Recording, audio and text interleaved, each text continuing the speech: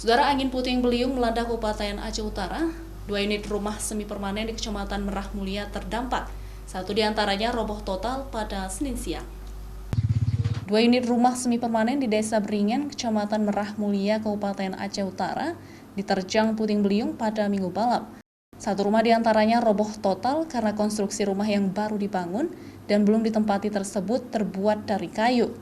Sementara 1 unit rumah lainnya hanya rusak bagian atap dan seluruh atap seng diterpa oleh angin.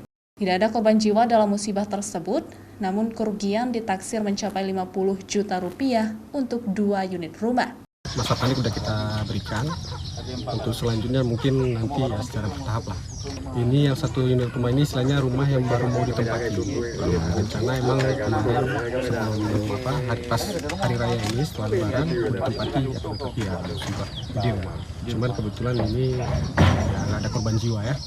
Untuk luka-luka juga nggak ada. Lihat atak nggak ada lagi. Pergi ke rumah mak tuan. Mertua. Rumah mak mertua. Jam berapa, Bu? Sekitar jam 8:30 malam. Tapi nggak ada yang terluka ya, Bu? Nggak ada terluka.